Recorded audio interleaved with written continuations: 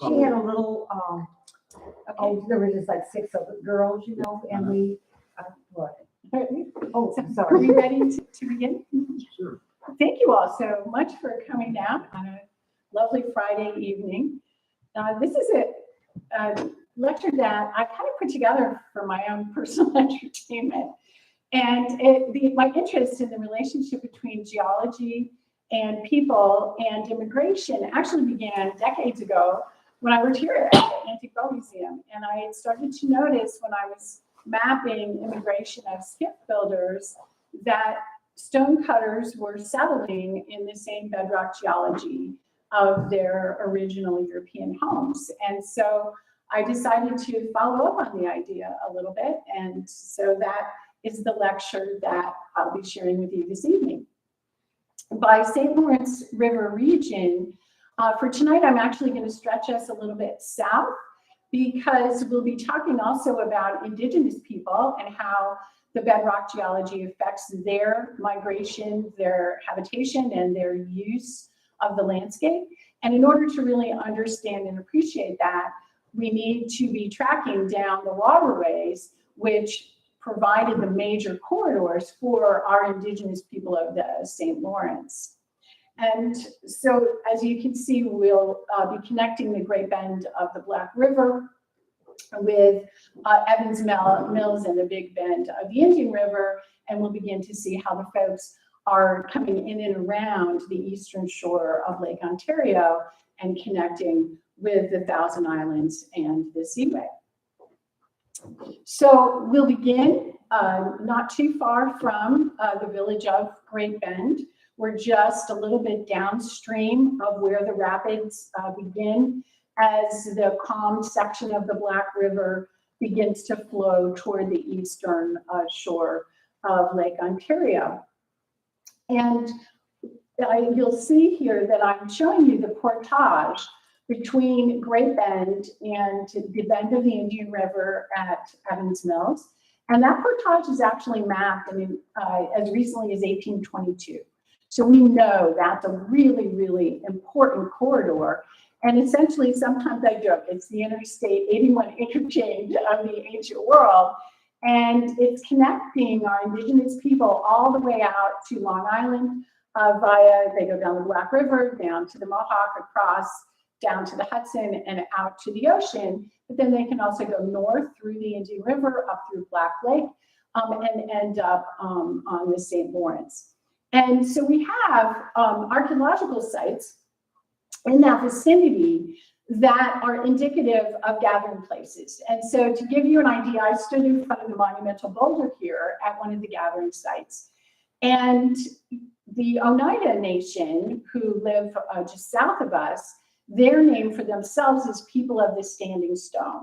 So we know that in their origins, large monumental boulders are important in Oneida culture. I'm sorry, but define gathering place for me. So that would be where Indigenous people of many backgrounds would come together in the same location. And the reason that we know they're doing that there is that the archaeological excavations have yielded more than 24 different styles of ceramics. And some of those styles have come from as far away as mid-Ontario, or midway across Lake Ontario to our north, all the way up the St. Lawrence toward Akwesasne, and south to Onondaga and Oneida. So that's a great question. We also, and then the fact too that it's a portage is telling us that people are probably traveling a ways. They also leave behind mounds. And in this case, we know that these are not piles of stone left behind from people clearing farms. And the reason that we know that is because these are cobbles showing up more than a kilometer away from any natural source of cobblestones. So when farmers are clearing fields, they don't go a couple miles away and find stones to make piles, right?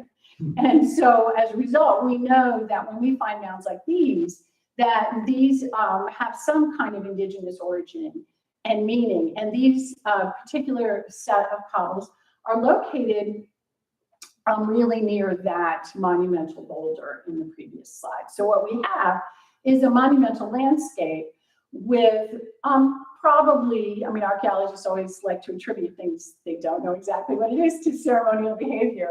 But what's also interesting is at least one of these mounds has net sinkers as some of the cobble choices. And I had looked at these mounds, I don't know how many times. I brought a young military officer cadet who looked right down and said, "Dr. Rush, what's that funny looking stone?" And once I realized there were net sinkers in the mound, there were many net sinkers in this particular mound. And one of the items on our to-do list is to actually map out to see if perhaps someone actually laid a net over this particular mound at some point in time. And I have a net sinker that I'll be happy to show you afterwards. We also see features in the landscape that could be effigies or renderings of animals. They could be anthropomorphic. In this case, again, this is in this same ceremonial landscape near Great Bend, New York. It could be a serpent because you see how it has a really big head and then a little body that's kind of wiggling through the forest. And it's a stone wall that doesn't go anywhere. So when we're trying to sort out, is this a historic stone wall or is this of indigenous origin, stone walls that are serpentine in nature, wiggle through the forest, and don't enclose anything, probably are not made by farmers of European origin. I've been lucky enough to look at stone monuments with Narragansett people, and these kinds of serpentine effigies in their forests are really common. And one way to identify them is if there's a golden stone toward the throat of the headstone of it, it matches a Narragansett narrative of a serpent with a golden throat. That's part of their origin stories. So that makes it also really interesting for us. We also have stone tool sources in the same region. I brought a piece of raw material that we can pass around. And so this is what we call a rature. It's not a terribly high quality material, but it is available locally. It appears in our Trenton limestone bedrock deposits. And so you can see in the image here, if you look really close up, that this would be a place that our indigenous people would be mining or quarrying in order to be able to make stone tools. But as I mentioned, it's not very good material. So we find that our really exquisite stone tools come from a wide range of origins. And in this particular map, what we've done is we've taken examples of stone tools that we have found in various local collections, and we've sourced them back to the original quarry where the Indians would have found the material out in nature. And so each one of these yellow counties is a place where we know stone tools in our neighborhood came from. So we know that we have stone tools from Licking County, Ohio, which also is a place of amazing mound groups and sites that reflect the astronomy of the ancient world. We have tools from Kanawha Church of West Virginia. We have a big quarry that a lot of the tools in our neighborhood come from Genesee County. It's called Divers Lake. And then we have some that come from more toward the eastern seaboard. We also have styles of spear points that help us also identify origins. And so on Fort Drum, there is actually an Indian fishing site with spear points that connect all the way out to Orient Point, Long Island. Their little fish, their little bottom of the spear is shaped like a little tail of a fish. And so they're called Orient fish tails. And my colleagues have found them all the way up the Hudson, all the way across the Mohawk. And then we're the furthest north that they've ever been found. But we're talking folks that are up here fishing 3,000 years ago. So the exotic tools are often very, very beautiful. And this is an example of a collection that was recovered here on one of the islands, here in the Thousand Islands. And you can see that it's filled with all sorts of different colors and different styles. And so this particular collection, not only does it span thousands of years, but in looking at it, it also reflects many of these same counties of origin where we're used to finding the good tools. The way that you tell how a tool came from its original source is that we had an amazing colleague. His name is Jack Holland. Jack traveled to every stone tool quarry he could find east of the Mississippi River, and he collected original quarry samples. And he brought his collection to the museum in Buffalo. And when Jack unfortunately has passed, but when Jack was still alive, we could take all of our tools of unknown origin, take them to him, and he would patiently help us match with his quarry collection. His quarry collection is now at the Smithsonian, and they are open to letting us bring our unknowns down there. But now we also use X-ray fluorescence to match our tools to the quarries, because all these different quarries have different trace element signatures. And so once we get a reading of our trace elements and they match the quarry source, that's another great way to do it. So anyway, we have an extraordinary collection, and I'll show you, I chose some favorites out of the collection. This would be a red jasper from Pennsylvania. So these are, again, are fishermen. They're coming. They're maybe very well be following the Susquehanna north and then up using the waterways into our neighborhood. We have a ceremonial projectile point just like this one at Fort Drum as well. It's one that comes from Ohio. Also, these may very well be, they certainly have never been used. These guys are just as sharp as the day they were finished. And what's interesting is my daughter, who's also an archaeologist, just had an identical one of these show up at a site in Colorado. And it was found in cofferdam material. Hers didn't come from Ohio. It came from a quarry a little bit closer to Colorado. But what was interesting, when she contacted the Indian nations, because she also works for the federal government, to say, we found this, how would you like us to proceed?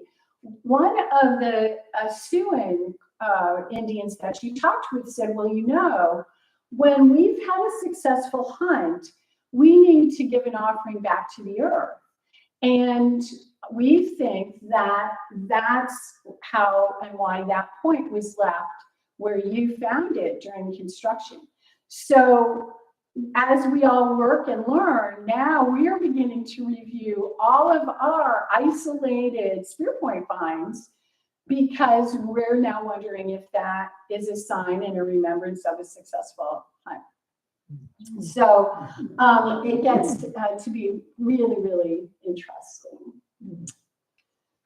We also find geology connected to worship. And in this case, this is Pulpit Rock. It's located near Oxbow, New York. And it's called Pulpit Rock because early settlers used to come, and people, it resonates. If you stand inside the chamber there, your voice will echo.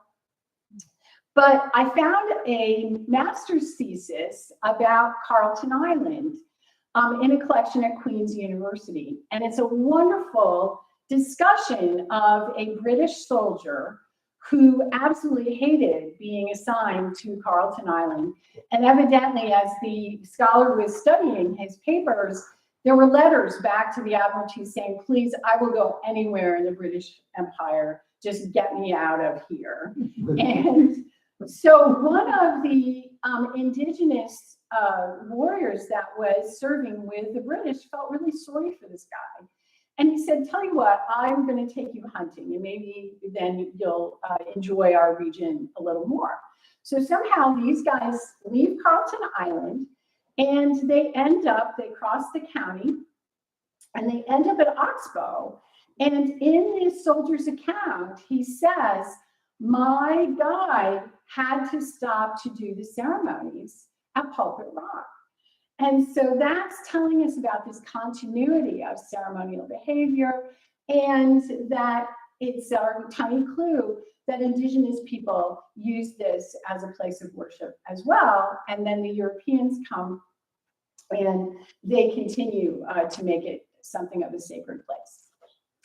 So now we think about Europeans a little bit more. And I love this photo, and it wasn't until I used it this summer, I realized the reason I have a picture is because it was for sale. That's a real estate sign. But it is kind of a wonderful way of pulling together this idea of coming from Europe and settling here in our region and beginning to work with the local bedrock stone to create a house for yourself. And we also find that Europeans will sometimes set aside and designate a monumental boulder to be sacred to them as well. And this is an example from the Laurie Mansion Historic District on Fort Drum. And this is a giant boulder in the formal section of the Mansion Estate. And it was selected by James Laurie and his daughter as the place, they were devout Roman Catholics, where their granddaughter should be baptized. And so there are little places in the boulder where water gathers in the pools of the stone. And so that's where little Clotilde was baptized when she was born there at Laurie Mansion. So sometimes in many cultures, people will designate something important in the landscape as a place of worship. And in fact, when I work with deploying soldiers, I caution them about that, because in the Bamiyan Valley of Afghanistan, there's a pointed rock. It's out there all by itself. It's not labeled. It's the tooth of the dragon slain by Hazrat Ali to make the valley safe for the Hazara people. And so we need our soldiers to understand, we don't want anyone to back a Humvee into that sort of sacred site. So now we can talk a little bit about some other kinds of resources. And one of those are the lead deposits. And these are in the vicinity of Rossi, which is over on the Jefferson and St. Lawrence County border. And the shot tower is still standing over there. But what's also, so there's a story. So Sixbury Lake, where I live, was named for a gentleman named Robert Sixbury. And he was, as a young man, he fled involuntary servitude down in the Hudson Valley. And he had been living and working with a farmer. And one Sunday, he told the farmer and his wife he was too sick to go to church. And he grabbed the farmer's gun and maybe some money, and he took off. And he was really scared. So he just kept going and kept going and kept going. And he came up the Hudson all the way across the Mohawk, and he decided he still wasn't safe. So he headed up all the way up here.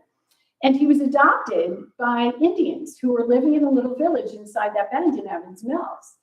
And they trusted him. He helped them with trading furs, and he became a part of their community. So they trusted him enough. He was the first European to see Sixbury Lake. They brought him over into that neighborhood. And that's why the lake got named for him. But then they also said, we'll show you the lead where we can find lead, but you have to promise to never, ever, ever tell anybody.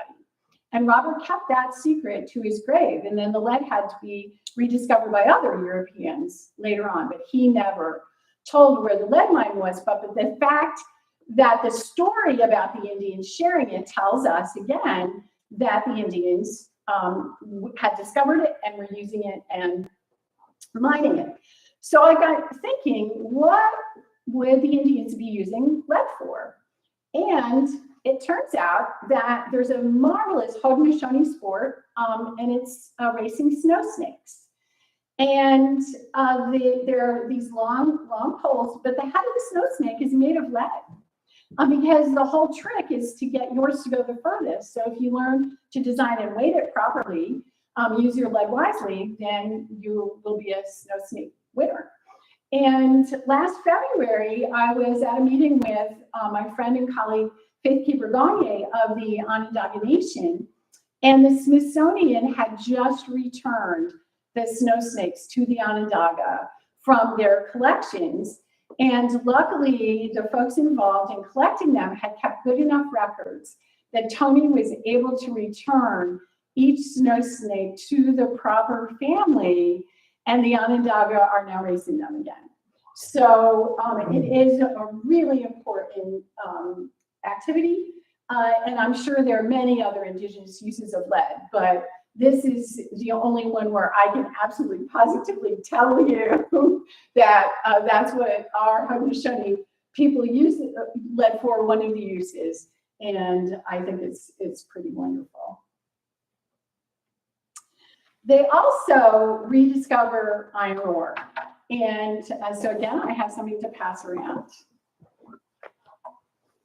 And so this is a mono or a pestle.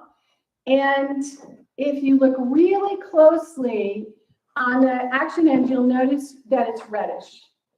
And so this is from an archaeological site, which would have been an island during the glacial lake period of Lake Ontario. So when the ice dam was still in the St. Lawrence 13,000 years ago or so, some landforms that are now hills were once islands. And there are archaeological sites on these landforms. And this object comes from one of those. And it's a site where we're very suspicious that ancient people were building or repairing and using boats. And the redness on that motto is iron ore. And one of the uses, we know that indigenous people make red paint with hematite, but they also, the red powder can be mixed with pine resin to make waterproofing, just like you mix charcoal to make pitch waterproofing. And so this artifact goes nicely with our hypotheses about them making and using boats out there, because they would have been doing the seams of their birch bark canoes with resin. And in this case, they may have been coloring the resin and creating it to make, it wouldn't be pitch because it's not black, but colorful red seams to make their boat waterproof. So we know, again, that our indigenous people had found our iron deposits, and sometimes too we find remnants of the red paint in burials in this region and around the Great Lakes. So we know that hematite is important to them. And of course, iron is super important to Europeans. And so we have the ore bed roads out in Antwerp and Philadelphia. We have the filled in places where they're mined. Also, because Antwerp, New York is located on where the metamorphic geology begins, you get these extraordinary crystals. And I was at a mineral exhibit in Florence, Italy, of all places, and looked in one of them, and there were crystals from Antwerp, New York, the highly prized on display, which I was not expecting. But it's a really premium place to find amazing minerals, but also a lot of iron ore. And so we see iron furnaces emerge. There was Rossi, Sterlingville, New York, Sterling Bush, New York, Lewisburg, New York, Alpena, New York, Carthage, New York, Millside Lake. It's called Millside Lake because it had an iron furnace. And this is a picture of the one at Rossi. I just learned really recently, in fact, my colleague here, Ken's been working on the War of 1812, that Rossi was a strategic target during the War of 1812 because of the iron industry. And then our local iron industries provided more than 50% of all of the iron needed by the Union armies during the Civil War. We were a super important place for producing those materials. And Rossi is still a fascinating place to visit. Portions of the iron foundry there are still standing, as is the gristmill on the other side of the river. And I didn't include it in the talk tonight, But if you are visiting Ross Sea and you take the river road and you pass Riverside Cemetery, take a really closer look, because I think that cemetery was actually superimposed upon a Hopewellian temple platform dating back between 500 or more than 500,000, 2,000 years. So I think that our European people, again, took an ancient ceremonial place and then made it a sacred place for the burial of their loved ones. So I mentioned, I've been talking a lot about bedrock geology, and now we can have a look. One of my favorite local geology books is called The Roadside Geology of New York State. This image is from that book. It's by Brad Van Diver. It's great because you can, we used to use it with the kids all the time, because you're driving along in the car and you go through the road cut and you say, kids, guess what? These real layers of rocks are this many million years old. And there's a very famous road cut, probably all of you have seen the geology field trips pulled over just east of Alexandria Bay, because of the nonconformity between the Precambrian and the Adirondack Shield, and then the Potsdam sandstone sitting on top of it, and nobody knows what happened to all those rocks in between. And so that brings us to now beginning to look at the quarrying here in our region. So I found these meat paste postcards on the internet, and it turns out this French meat paste company, as a form of advertisement, made all of these collectible postcards in all different categories. And luckily for us, one of the categories was quarrying. And what I really love about it is that it shows you all of the phases of recovering the stone, and then what you might make out of it when you're all done. And so this one is for granite. And of course, we have our stone cutters from Oak Island, and they're quarrying the stone for Bolt Castle and Singer Castle. And you can actually go out to Oak Island, or at least, well, it's been a while now, but back when I went out to Oak Island, you can actually see cut pillars still in the quarry that never made it back out to Bolt Castle when the construction stopped. And this is a picture from New Hampshire, but again, it gives you a sense of what quarrying might have looked like back when you were doing it manually with horses and so on. And then this is what the raw material looks like, of course, right here in our neighborhood of Alexandria Bay. And the deposits at Oak Island are very, very similar. Picton Island quarry, grindstone quarries. It's all these kinds of granites. And then in place, I think this one is from Bolt Castle, and you can still see some of the drilling marks from when they're dynamiting these pieces out, and then also the holders for the heavy lifting of the giant blocks. Then you make those little holes to move them where you need them, and then of course you get a pretty fabulous structure at the end. But it also requires, and here's another example, the generator house out there, and then Singer Island too. But we need to think about, in order to get these extraordinary, beautifully built structures, you have to have people with those skills. You need the proper immigrants who are able to work with these kinds of stone. And so that's where you begin to see this mapping pattern of immigrants coming from a particular kind of bedrock geology and then settling in the same kinds of stone bedrock in North America. So here's an example. This is some of the buildings there at the Picton Island Quarry. And you can still see this stone tumbling down there if you're boating out in that neighborhood. And so now let's have a little bit of a look at this bedrock geology of Scotland. And you'll notice, if you look very carefully at the map, that Thurso, Scotland is sitting on granite. And so what happens when Scottish people decide they want to come to our region, they're granite cutters, and they settle on Grindstone Island. And what did they name their little town? Thurso. And so now we have a little piece of evidence that our Scottish granite cutters and stonemasons and people with those skills and familiarity are coming from granite bedrock in Scotland, and they're finding granite bedrock here to make a living and make stone structures.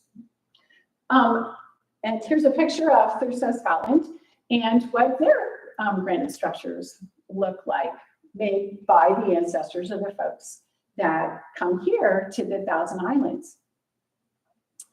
But we also find Italians. And again, if you start to look at, we know that Italy is a very volcanic place. There's lots of basalt and hard stone. And you begin to think about cutting sedimentary rock. Limestone is completely different from quarrying igneous basalt and granite. So again, we come back to Picton, and thanks to my wonderful friend Dawn Rusho, there's a map of Picton Island, and it's in great detail. But one of the things it tells us is that the Italians need their own quarters, that you just maybe can't have all the stonecutters of different ethnic origin living together. And so you've got a special Italian quarters for the Italian stonecutters on Picton.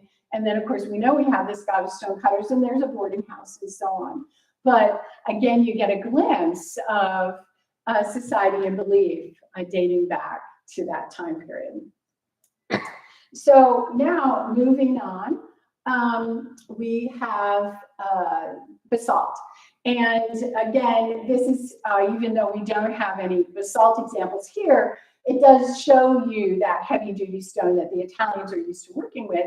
And for all of you that have hopefully been lucky enough to walk the streets of Rome, an Italian city, you'll know that it's all paved with the San Pietrini, the tiny basalt stones. So we know they're coming with lots of experience. And now we're going to move over to the sedimentary rocks. And that will help us see that we get different settlers coming from different bedrock origins. So here's, again, our meat paste friends are showing us the process for quarrying and then building out of sandstone. And so let's take a look again at Scotland. And I tell you, I was really holding my breath when I was going through the wonderful records of the Hammond Historical Society, because I would have had to give a whole different talk if the sandstone cutters of Hammond had come from the granite section, but thank goodness they didn't. They come from the sedimentary sections of Scotland. And so again, you can begin to see this relationship between the origin of our Scottish immigrants in Hammond, and they're coming from sedimentary rock, and then they're beginning to utilize the Potsdam sandstone that you're beginning to find in the vicinity of St. Lawrence County. And I highly recommend the Hammond Historical Museum. They've done a wonderful job putting together so many of these records. And so that enabled me to look at a family and say, yep, they come from this particular landform. And this is what the Potsdam sandstone looks like when you're just driving along and you're seeing it on the roadside. This is a road cut just actually between Alex Bay and Redwood, and the Hammond Historical Museum. But I should mention too that these quarries were hugely important throughout the history of our region. Not only was it used to make these lovely Potsdam sandstone structures, but also depending on the iron richness, you get those gorgeous dark red structures in Potsdam, like the church there. But also at one point at one of the quarries in South Hammond, you had 600 people employed at any given time. It was an enormous industry. And in fact, those stones are used to build those gigantic iron furnaces. At least the ones in Alpena and Lewisburg, those were Potsdam sandstone. So again, you can begin to see all these resources working together. You're quarrying the sandstone to make the furnaces. They're mining the iron ore to make the iron in the furnace. We also have a calcite quarry for quarrying the lime to make the flux for the furnace. And so the bedrock geology plays, we can't overstate its importance in the history and settlement of our region. And then we have the limestone. And in this case, though, the example is slate roofs, which isn't exactly the kind of limestone, but for want of a specific limestone postcard, I'm using slate because it is quite similar, except of course the slate sheaths off in these really nice flat tiles, which limestone is blockier. And these are examples of the Black River limestone. The Black River limestone produces the chert nodules like the one I passed around. So this is a source of a stone tool material, although not the highest quality. But we still have active limestone quarries in our region. And again, if now we want to look at the origins of the folks that are cutting limestone, we realize they're Irish.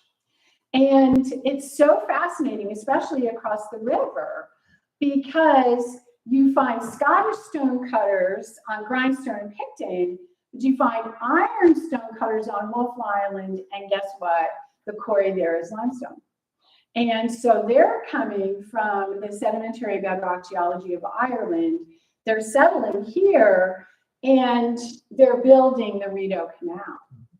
And so that's where, again, we can begin to see these patterns change. And what's interesting too is that the British, they were really concerned about ethnicity. And if you start to look at maps of small villages in rural Ontario, you will see a village of Irish origin, a village of maybe, Swiss or Scots or whoever. But there are even archival notes about some of the political leaders saying, oh, we need to put some German speakers in between these Irishmen and these Scotsmen. I mean, there's real efforts to keep people separated, which I also think is kind of interesting.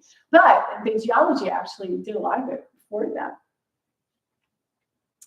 And the same thing happens in Jefferson County with the French.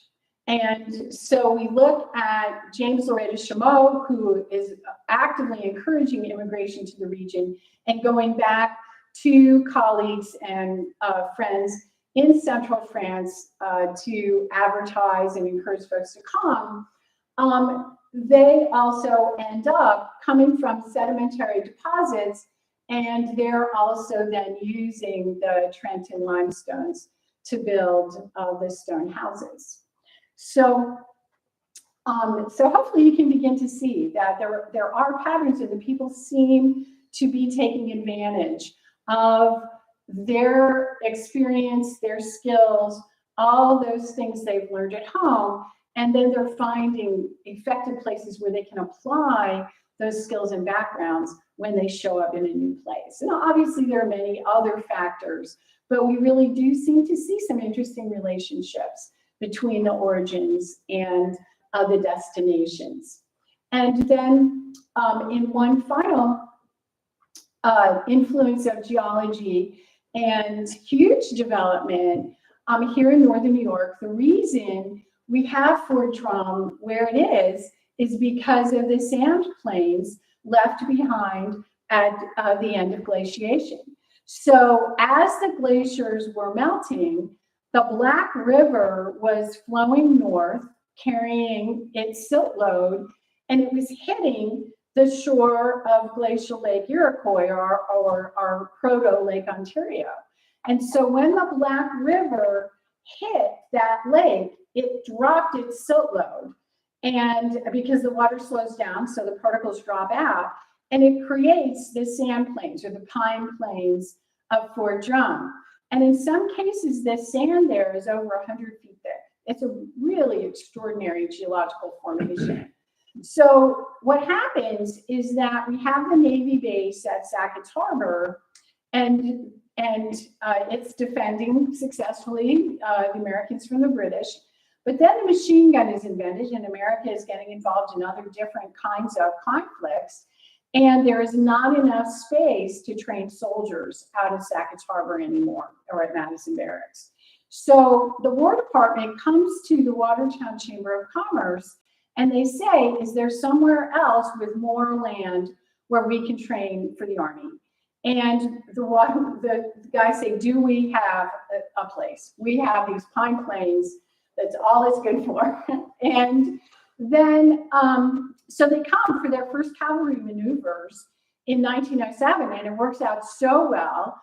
They build a spur off the railroad, and the Army buys the first part of Fort Drum the following year. And that's the section where the airfield is now, in that immediate area in the Pine Plains. And the cavalry comes every year, and it continues to expand right on through to World War II in 1940, when all of the farms and the 5 villages were taken. So again, another example of how a piece of geology has really affected all of us, because certainly the expansion of Fort Drum has changed this region in really dramatic ways, not just in 1940, but also in the late 1980s. And with that, I'm happy to take more questions. And I also have objects that you guys are more than welcome to look at. I think it's really funny. There's a monument to the, I think it's a monument to the marble stone cutters, except it's made of granite. But, in any case, we have other examples. If we work our way across New England, we have very famous examples of Italians actually being recruited to be the marble quarry and sculptors in Vermont, where they're actually going back to Italy and looking specifically for stone cutters with experience in the different kinds of stone. So that would be an example of a very deliberate attempt to bring the right people back over here to the right quarry. So with that, please, questions. Did the stone cutters that came, did they ever begin to try to train people cutting stone from the indigenous population? Oh, that's a great question. Because they did a little bit when they created arrowheads and spear points. That was Right. stone cutting, right? Yeah. So that's, I don't know. I know that because there have been huge arguments in New England where people argue over the origins of those stone walls and the effigies and so on. And over there, one of the things the indigenous people will tell you is we've been building with stone forever. And that many of them did end up actually building walls for European settlers and so on. So there actually could have been exchange both ways too, where indigenous people would say, well, here's how to work with this stone here. Yeah, that's a good question. There's also actually a lot of the masonry, for example, the people who take care of all of the stone buildings at West Point are an Italian family who run a masonry business out of Utica. We've used them as well, and they do brilliant work. But again, you can see that tradition in the generations, and they've trained lots of other people, whether maybe some indigenous, but yeah, no, that's a really good question. Do you know how old the snow snakes were? Do you have a date? Oh, the ones from the Smithsonian? Yeah. Were they dated at all, or? That's a great question. I'm guessing they were probably collected in early to mid 19th century. I mean, it just is anything showing up in a pre-contact context for a snow snake weight? Oh, not that I know, but Just a question. yeah, it's a really good question. That's something I had not considered, I guess. Yeah, you know what? But we should have a good look. Women can't touch snow snakes, so you'd have to go ask them. Okay. All right. Okay. Or at least I know we can't play with them. I don't know if we're allowed to touch them, but Wow. because it's a man's sport. But Right. yeah, but you're right. People like you and me should have a good look, because otherwise we would never know if we found one in the dirt. Another That's reason what it was. for us to have a metal detector on pre-contact sites up there. Oh, yeah, good point. Yeah, well, because you found a metal point. Yeah, that shouldn't have been there, and the only reason that was chance, so yes. Yeah. Well, the other thing too, when they talk about Indians trading for pots, metal pots, it's not for cooking. They're perfectly good at making their own ceramic. They cut them up to make points and tools, because they recognize too that it's a lot easier to make an iron point than a stone one. So they're using it as raw material when they trade for iron kettles and things. When you showed the picture of the collection of stones, Mhm. the small stones, how were they used? Oh, that's a great question. And that's one of the wonderful things about this collection, is that the individual recognized the importance of all of the tools, not just the really, that's one of the things that impressed me the most about it. So for example, actually that's really great that you asked. So a lot of times people will bring me a projectile point, or they'll bring me a stone, and they'll say, my arrowhead is broken. And I'll say, no, you've got a perfect drill or a knife so in this case right here, this is probably a spear straightener. See how it's got that curve, and then you use it to run up and down a stick? This could be a broken point and also used as a knife. This is a scraper. Okay, so this is for getting the stuff off edges of hides and things. Let's see, that one of these really pointy ones, this could be like a graver. You could score buckeye, things like that. Scrapers also, you find those in fishing sites all the time for cleaning fish. You'll find the spear points in the scrapers. And actually the spear straighteners, we have a fishing site with the whole kit. It's great. This might be a piece of a drill. See how it's long and narrow, but with that nice edge. Another graver. Let's see, Ken, do you see something I should point out? The serrated edge on this one is nice. Yeah, that's weird. Yeah. I think that one looks sort of, like you would call it a spoke shave too, of some of those shapes that are curved scrapers. Yeah. It's straightening for spears, but also you would use them on any kind of wood as a spoke shave, essentially. And then along the sides, they put the ceramics, the pottery pieces they found. And what's interesting here too is that this pottery spans at least 2,000 years. Yeah. So the ones with the really very elegant designs, those are probably at least 2,000 years old. And then this one may have a hole in it, because one way they would repair a pot is if it cracked, then you would drill a hole in it and then you sew it back together. Let's see what else is good in this. Yeah. Oh yeah, there's another spoke shave. Yeah. The pink one in the corner. Up here? Upper right, yeah. You know what? That one is a little bit mysterious. Because that's the one that's the Pennsylvania jasper.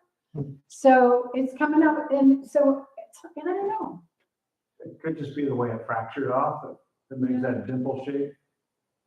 Yeah. Or they might have collected it because it was pretty. Yeah. Well, that's it. Yeah. That's really nice. That's what I would have done. That one on the left, the lower one, the shiny one on the left, can you make out what material that was? It's kind of a strange. Yeah. Well, there's mottled chocolate strangeness. And shiny. Yeah, and as I was putting these slides together and looking again, because there's the white one, I can tell you that to me looks like Ohio. Yeah, that's what I was saying. Yeah. It's Ohio Ridge. But there's a couple where you're like seeing through them, and there have been there's probably less than 10 absolutely positively confirmed finds of obsidian east of the Mississippi. Yes, I think that you've got, so I've seen another example from Grindstone just around the corner I think that you need to XRF it. Because boy, if obsidian is a big deal. The archaeologists get all excited if you find obsidian too far away. Where is it found generally? Yellowstone? Yellowstone, yeah, Out it's out west. west, A yeah, long ways. That being from Here's Colorado, a volcano. lot of our stuff Yeah, is yeah. obsidian. yeah. Yeah, so you're right, we would need to Yeah, XRF it. on the list. Yep. And in fact, I would like to borrow this collection to do just that. There's a few that you can borrow. Yeah. So, so it's pretty remarkable. But for someone who's not an archaeologist to recognize something like that flake and Yes. say, oh, I need to collect this. It's whoever it was really had a good eye. Some of those folks over that way really have, a good eye, Yeah. actually, for being untrained, absolutely. That's a great question. Yeah, I'm so glad you asked that, because it's just such a wonder, and it does really illustrate this idea of the stone toolkit, that everything you need originates with the stones. There's another really nice paper right there. Yeah, and then actually too, something like this can be a reamer. So if you think about, do you guys have any more birch bark canoes in the collection? Or? There's at least one, two. So a birch bark canoe is essentially sewn together. Right. And so you do it kind of like with those sewing cars kids used to play with, where you have the hole and then you just put, the reamer is, you can use a really sharp one to maybe start your hole. But once you know the diameter of the hole you need, you use the reamer to punch it through and twist until you get exactly the hole. And then the other person will come along behind you with the taparape or spruce roots that are used to actually sew the boat together. And so then the sewing process is very straightforward because the holes are already prepared in the bark. So these tools, the drills and reamers, you could expect in a boat building context too. And something Ken and I talked a little bit too is whether Indigenous people are sugaring and drilling, and so you would use the drills to tap. That would be another possibility. And we have a site with a whole bunch of drills, and that made us wonder if they were sure. And then another site right next to it with tons of fireplaces, and so that made us suspicious.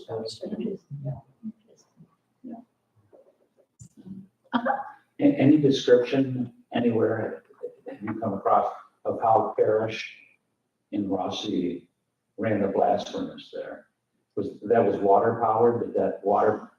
Yeah, the did that water. power a big bellows or something? Yes, exactly. That's what what you need the water for is to pump the air in to make that fire really hot. Yep. So you always find a blast furnace with a water source. That's a key piece. I've never seen any description of it. I was wondering. Oh, I can send you some. You mean like the technological description of how they work? I'll send you some. Oh yeah. So because on Fort Drum, it would cost, I don't know how many $1 million to preserve those furnaces in perpetuity. So what the Army did to be good preservation citizens is they hired architects to do the blue line drawings. So we actually have architectural drawings of those furnaces. And then they went back and also did the research for how they work. So I'm happy to send you all those details. I'm not an expert on how you get iron out of one of those things, but I can definitely point you. The folks have sorted it out. You can still see the remnants of the back of the blast furnace there. We still have one standing. Oh, at Rossi. At Rossi? Can you Going see? over to Brazil Corners. Oh, okay. As soon as you get across the Indian River, there's a big hill there. Okay. You can see there's just a little bit of remnants of the back of the blast furnace. Oh, okay.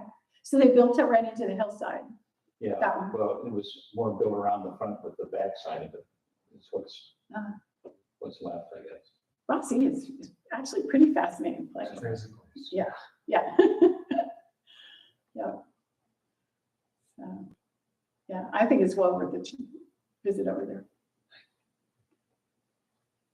Yeah. Anything else? Any other questions? So please, you're also welcome to look at the artifacts. Great.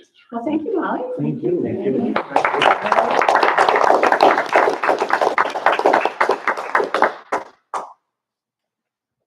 Are you